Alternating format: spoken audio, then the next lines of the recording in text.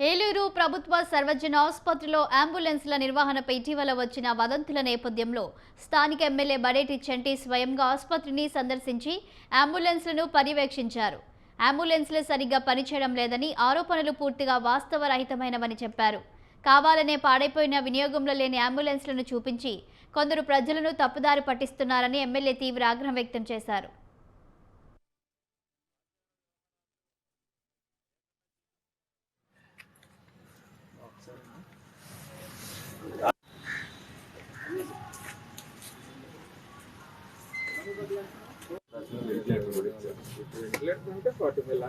అవును 6 వెహికల్స్ అది ఆక్సిజన్ చూపిస్తాయా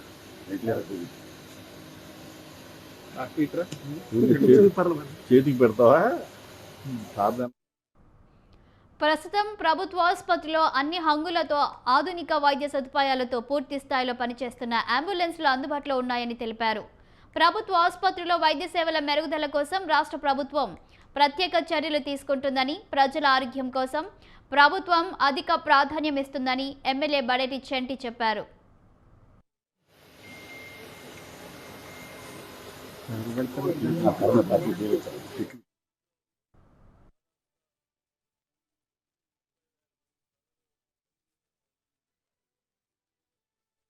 ఏదైతే నిన్న సాక్షి అసత్య ప్రచారాలు చేసిందో దాని గురించి మాట్లాడటానికి ఈ మీడియా సమావేశం ఏర్పాటు చేయడం జరిగింది.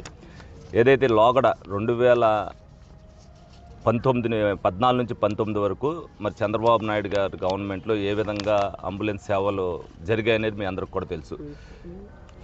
ఏదైతే వచ్చిన తర్వాత 2020లో వాళ్ళు ఏదైతే ఆ గవర్నమెంట్లో ఉన్న దాన్ని రద్దు చేసి మరి అరబిందో సంస్థకి 108 వెహికల్స్ బాధ్యతని ఇవ్వడం జరిగింది.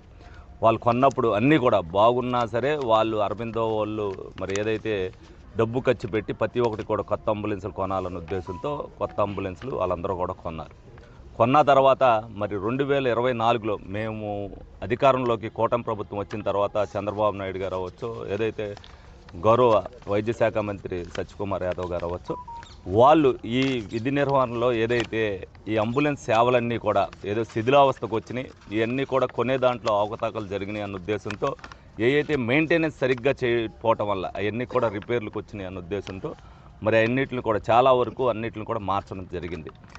వీళ్ళు ఏదైతే సాక్షి పత్రిక వాళ్ళు నిన్న, ఎందుకంటే వాళ్ళకి ఆల్రెడీ తెలుసు, ఎందుకంటే కొన్నాయి ఏ విధంగా ఉంటాయి, ఎంత త్వరగా శిథిలం అయిపోతాయని తెలుసు.